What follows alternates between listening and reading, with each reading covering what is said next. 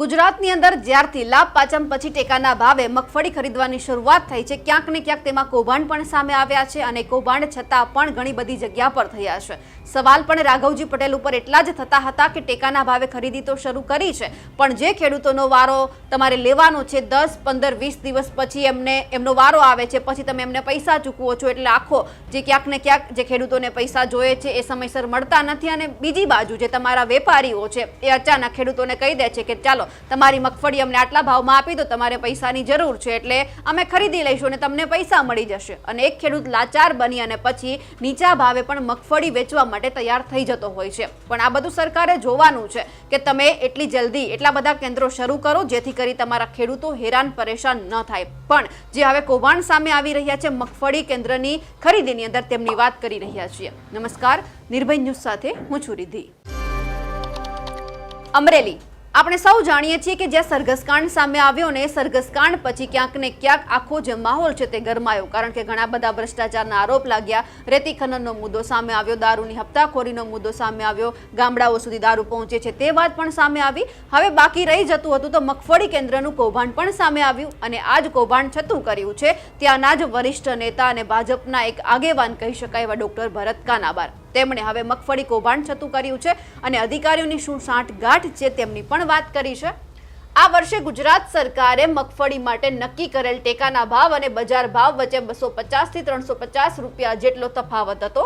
આ ભાવ ફેરનો ફાયદો લેવા માટે મોટા ભાગના માર્કેટ યાર્ડમાં વેપારીઓ, ખરીદી સાથે જોડાયેલ અધિકારીઓ અને વચેટિયાની ટોળકીઓ સક્રિય હતી, જેમણે મગફળીનું વાવેતર ન કર્યું હોય તેવા ખેડૂતની જમીનના 7 બાર રજૂ કરી બજારમાંથી નીચા ભાવે નબળી કક્ષાની શીંગ ખરીદી ટેકાના ભાવે ધાબળી દીધી. મિલીભગતથી થયેલ આવી ખરીદીનો આંકડો કરોડોનો થાય છે.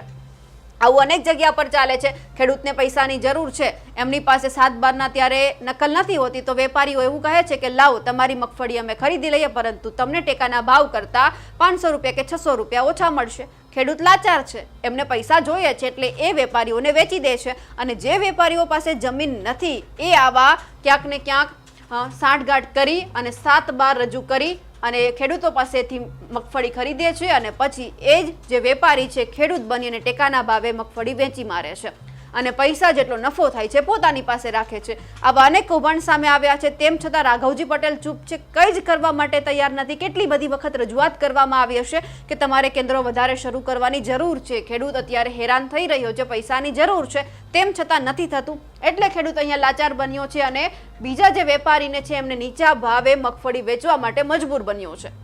ધિક્કાર છે અધિકારીઓને જેમણે તેમને જે પગાર ચૂકવે છે એ સરકાર સાથે છેતરપિંડી કરી. ફટ છે વેપારીઓને જેમણે કોકના 7 બાર બતાવી બજારમાંથી ખરીદેલ શીંગ ટેકાના ભાવે પધરાવી દીધી. શરમ છે ખેડૂતોની હરકત પર, જેઓ જાણીએ અજાણીએ પોતાની જમીનના 7 બાર અન્યોને આપી આ કાવતરામાં સામેલ થાય છે. નરેન્દ્ર મોદીને ટેક કરવામાં આવ્યા છે પીએમઓ, અમિત શાહ, ભૂપેન્દ્ર પટેલ, રાઘવજી પટેલ, દિલીપ સંઘાણી, બધાને. કારણ કે દિલીપ સંઘાણી સહકારી ક્ષેત્રે એક મોટું નામ છે, રાઘવજી પટેલ આપણા કૃષિ મંત્રી છે.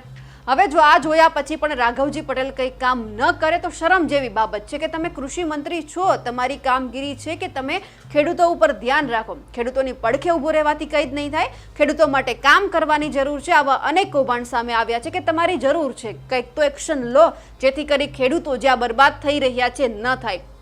વેપારીઓ ખુલ્લેઆમ લૂંટી રહ્યા છે અને તેમ છતાં તમે ખાલી મોઢામાં મગ ભરી અને બેઠા છો. તમારું કામ છે ખેડૂતોની વહારે જવાનું, ખાલી પડખે ઊભું રહેવાથી તમે ખેડૂતો માટે કંઈ કામ નહીં કરી શકો, તમારે એક્શન લેવો પડશે. હવે જ્યારે અનેક રજૂઆત આવે છે કે અમે તો વેચાણ કેન્દ્રો છે વધારી દીધા છે, પણ જે અંદરો અંદર મિલીભગત થાય છે તેમને લઈને શું?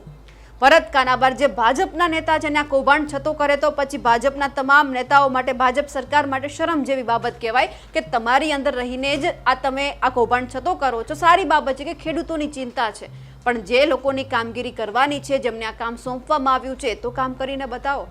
નહીતર તો પછી અનેક કૌભાંડો આવા છતાં થતા રહેશે અને લોકો અને એની સાથે સાથે ખેડૂતો પણ આ જ રીતે બરબાદ થતા રહેશે. નેતાઓ મોજ શોખથી જીવતા રહેશે, અધિકારીઓ ડબલ મોજ શોખથી જીવતા રહેશે, સરકાર પણ પગાર આપે અને બીજા પાસેથી પણ પૈસા લઈ અને જીવવાનું અને જલસા કરવાના. પણ એક જે ખેડૂત જે સાચી મહેનત કરે છે, રાત દિવસ ઉજાગરા કરીને પોતાની ખેતીને સિંચન કરે છે, એમાંથી ઉપજ મેળવે છે, વેચવા જાય છે, તેમ છતાં રૂપિયા કેટલા મળે છે, તમે કેટલા આપો છો એમને? ખાલી કહી દો છો કે ખેડૂત છે જગતનો તાત છે, આમ કહેવાથી જગતનો તાત નથી બનતો ખેડૂત, તમારે મદદ કરવી પડે છે. આપણને બધાને ખબર છે કોરોનાનો એ સમય કે કેવા આપણે સમય વિતાવ્યો છે, ત્યારે સૌથી વધારે મદદ જો કરી હોય ખેડૂત છે. અનાજ તમને બધી જગ્યા પર પૂરું પાડ્યું હતું, જે નોકરિયાત હતા, ઉદ્યોગપતિ હતા, ધંધા રોજગાર બધું ઠપ થઈ ગયું હતું, ત્યારે તમારા ઘર ચલાવવા માટે ખેડૂતે મદદ કરી હતી. તો તમે પણ ખેડૂત માટે વિચારીને જોઈ લેજો. અમારા અહેવાલને લઈને આપનું શું કહેવું છે કમેન્ટ કરીને ચોક્કસથી જણાવજો. સાથે જ અમારી નિર્ભય ન્યૂઝ ચેનલને લાઇક, શેર અને સબસ્ક્રાઇબ કરવાનું ભૂલશો નહીં. નમસ્કાર.